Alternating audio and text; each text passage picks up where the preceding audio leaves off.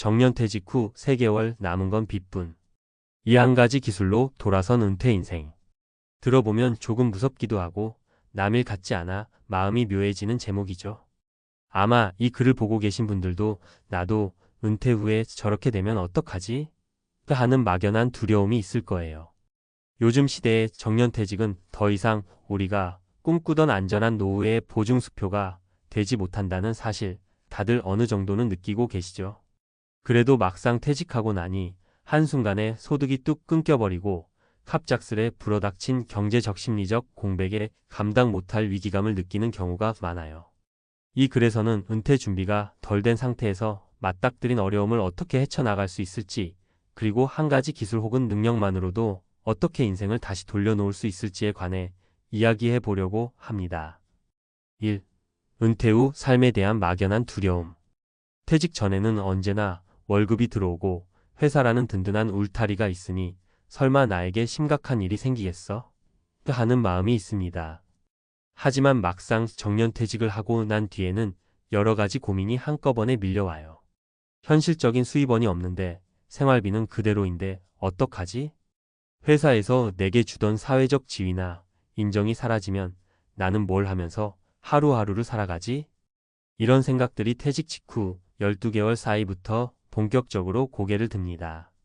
평생 받던 월급이 사라지니 당장 고정 지출부터 부담스럽고 사람들과의 관계도 전처럼 활발하지 않죠. 특히 우리는 회사가 전부였던 세대를 살아왔잖아요. 그러니 은퇴 후에는 자유롭게 살겠지라고 생각했던 꿈과 달리 현실은 만만치 않게 느껴집니다. 결국 이 두려움은 경제적 어려움과 맞물려 나 이대로 주저앉는 거 아니야? 라는 좌절감으로 번지곤 합니다. 사실 은퇴 후 삶은 준비가 되어 있느냐 아니냐에 따라 엄청난 차이가 생깁니다. 그런데 설령 준비가 충분치 않더라도 우리가 가지고 있는 기술이나 경험 한 가지가 결정적인 반전의 열쇠가 될 수 있어요. 이제부터는 그 반전의 사례를 몇 가지 들어볼까 해요. 2. 한 가지 기술이 인생을 바꾼 3가지 사례. 2-1. 기술을 재해석해 부업으로 연결한 김종환 씨 이야기. 김종환 가명 씨는 30년 넘게 대기업 생산 현장에서 일했습니다. 처음에는 인생의 절반 이상을 한 회사에서 바쳤으니 퇴직 후에는 좀 편히 쉬어야지라고 생각했대요. 그런데 퇴직 3개월 만에 상황이 심각하다는 걸 깨달았습니다. 받은 퇴직금은 생각보다 적었고 매달 나가는 공과금과 식비, 부인과 자녀들에게 들어가는 생활비 부담이 만만치 않았죠. 그래도 김종환 씨에게 남아있는 강점이 있었어요. 바로 오랜 현장 경험을 통해 몸에 밴 설비 관리 기술이었어요. 이 기술은 겉으로 보기엔 대단해 보이지 않을 수도 있지만 김종환 씨는 이걸 조금만 다른 각도로 응용할 수 있다는 사실을 깨달았죠. 마침 동네에 창고형 공장이 늘어나면서 간단한 기계나 설비 점검을 해줄 사람이 필요하다는 이야기를 들었습니다. 김종환 씨는 낮에는 이 공장을 돌며 기계 점검과 수리를 해주고 주말엔 공장 설비 작업에 필요한 소규모 컨설팅을 시작했습니다. 처음에는 용돈벌이 수준이었지만 입소문이 나면서 점점 더 많은 지역 공장과 협업하게 되었죠. 그렇게 김종환 씨는 무너질 것 같았던 노후 자금에 숨통을 틔웠고 스스로도 내가 해줄 수 있는 일이 있다는 사실에 큰 자부심을 가지게 되었습니다. 오랫동안 몸으로 익힌 기술이 새로운 방식으로 재해석되면서 제2의 인생을 열어준 거죠. 2-2. 취미를 발전시켜 소득원으로 만든 박영희 씨 이야기. 박영희 가명 씨는 은퇴 전까지 20년 가까이 회계 사무실에서 일했습니다. 퇴직 후에는 자유로운 생활을 꿈꿨지만 실제로 집에서 마냥 쉬고 있다 보니 몇 달 만에 이거 나태해지는 거 아닌가 하는 불안감이 엄습했습니다. 게다가 연금과 퇴직금만으로는 생활비나 취미생활을 즐기기엔 빠듯했죠. 그러던 중 박영희 씨가 어릴 적부터 좋아했던 수에 바느질, 재봉, 뜨개질 기술이 떠올랐습니다. 가만히 생각해보니 요즘은 핸드메이드 제품이 각광받는 시대잖아요. 그래서 동네 문화센터에서 친구들과 함께 작품도 만들어보고 소규모 플리마켓에 나가 가방이나 수공예 소품을 판매하기 시작했어요. 처음엔 하루 종일 바느질만 하는 삶이 이게 무슨 의미가 있을까 싶었다고 해요. 하지만 그걸 찾는 이들이 있었습니다. 예쁜 수공 예품을 좋아하는 2030대 여성부터 독특한 제품을 찾는 젊은 부부나 가족 단위 고객까지 다양했어요. 박영희 씨는 온라인 SNS도 활용해 조금씩 수익 구조를 만들어가기 시작했고 어느새 수공예 커뮤니티의 운영진이 되면서 강의까지 열게 되었죠. 결국 이 한 가지 취미 기술이 은퇴 후 박영희 씨가 활력을 되찾고 또 안정적인 소득을 만들 수 있는 계기가 된 겁니다. 2-3. 온라인 플랫폼을 활용한 이민수 씨 이야기. 이민수 가명 씨는 50대 중반에 조기 퇴직을 하게 되었습니다. 회사가 구조 조정을 진행하면서 급작스럽게 명예퇴직을 권유받았던 거죠. 소득원 없이 지낼 자신이 없었지만 당장 다시 회사 생활로 돌아가는 건 현실적으로 어려웠습니다.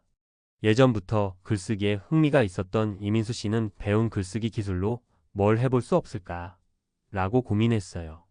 처음에는 막막했지만 요즘엔 온라인 플랫폼이 워낙 잘 갖춰져 있어서 자신의 경험과 노하우를 정리해 전자책 이비오 OKU로 올려보기로 결심했습니다.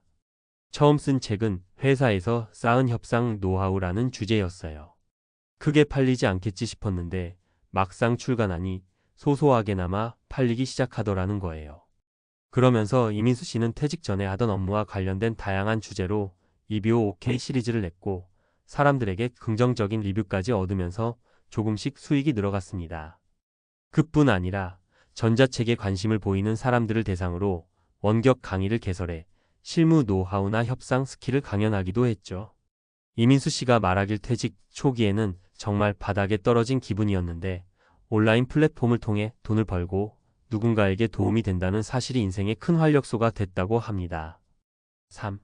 한 가지 기술이 주는 자존감과 기회.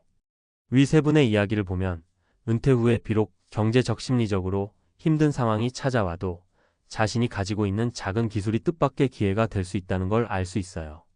기술이라는 게 무조건 대단하거나 전문적이어야만 돈이 된다는 고정관념에서 벗어나야 해요. 오히려 일상생활에 녹아있는 경험들, 취미로 했던 것들, 그리고 직장에서 평생 갈고 닦은 노하우가 은퇴 후에 새롭게 재발견될 수 있는 가능성이 무궁무진하죠. 물론 나에겐 아무런 기술도 없는 것 같은데라고 생각하실 수 있어요. 그런데 조금만 다른 각도로 혹은 옛날에는 별거 아니라고 생각했던 그 기술을 지금 시대에 맞게 어떻게 활용할 수 있을지 고민해보면 의외로 길이 보일 수 있습니다.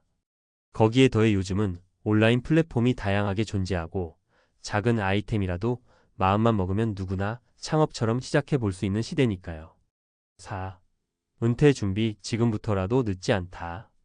퇴직을 앞두고 있거나 이미 은퇴를 경험한 분이라면 준비가 충분치 않았다는 생각에 뒤늦은 후회를 하는 경우도 많을 거예요. 하지만 지나간 일에 대한 후회만 늘어놓기엔 남은 인생도 충분히 깁니다. 당장 할 수 있는 작은 것부터 찾아보기. 이전의 재능이라 여겼던 요소들을 다시 꺼내보기. 온라인이나 오프라인 플랫폼, 교육기관 등을 활용해보기. 이 세 가지 방법만으로도 은퇴 준비는 새롭게 시작될 수 있어요. 예를 들어 지금까지 틈틈이 적어둔 일기나 메모 혹은 업무 중에 보고서 자료를 모아 온라인 강의를 만들거나 짧은 글로 정리해 볼 수도 있습니다. 취미로 그린 그림이나 가족을 위해 만들어봤던 음식 레시피를 공유하는 방법도 있고 자동차 정비나 DIY 소품 만드는 기술도 누군가에게는 귀중한 노하우가 될 수 있어요. 중요한 건 이거 정말 가능할까? 라는 두려움에 발목을 잡히지 않고 일단 시도해 보는 겁니다. 일단 작은 성공 경험이 쌓이면 그 기쁨과 자존감이 다시 좀 더 해볼까? 라는 마음으로 이어지고 그게 더 큰 도전으로 발전하게 되거든요. 5. 마무리하며 빗분이라도 다시 시작할 수 있다. 처음에 제시한 정년퇴직 후 3개월 남은 건 빗분. 이 한 가지 기술로 돌아선 은퇴 인생이라는 문구. 정말 들으면 가슴이 철렁하고 왠지 남일 같지 않죠? 하지만 이 이야기가 주는 메시지는 분명합니다. 아무것도 남지 않았다고 생각할 때 실은 우리 자신에게 남아있는 무언가가 있다는 거예요. 평생 우리가 쌓아온 경험, 기술, 취미, 노하우 어떤 식으로든 가치를 발휘할 수 있습니다. 분명 과정이 쉽진 않습니다. 몸도 예전 같지 않고 주변의 인맥도 예전 같지 않고 경제적 여건도 빠듯한 상황에서 무언가를 다시 시작한다는 게 쉬울 리 없죠. 하지만 작은 시도라도 하지 않으면 평생 은퇴의 쓴맛에서 벗어나기 어렵다는 사실도 잊지 말아야 해요. 오늘의 글을 통해 내게도 무언가가 있을 텐데 하고 다시 한번 나 자신을 들여다보는 계기가 되길 바랍니다. 그러다 보면 어느 순간 김종환 씨처럼, 박영희 씨처럼, 이민수 씨처럼 은퇴 후에 새롭게 인생을 돌아세울 작은 열쇠를 손에 쥐게 될 거예요. 아직 은퇴 전이라면 지금부터라도 천천히 내가 잘할 수 있고 즐길 수 있는 기술이 뭔지 점검해 보세요. 언젠가 퇴직 후 3개월 혹은 6개월 딱 그때가 왔을 때 적어도 빈손은 아닐 수 있으니까요. 언제나 그렇듯 시작이 반입니다. 지금 바로 내게 남아있는 그 기술 한 가지를 찾아보세요. 그리고 용기를 내어 첫걸음을 떼는 순간 은퇴 후 인생은 다시 한번 궤도를 수정하고 활기를 찾게 될 것입니다.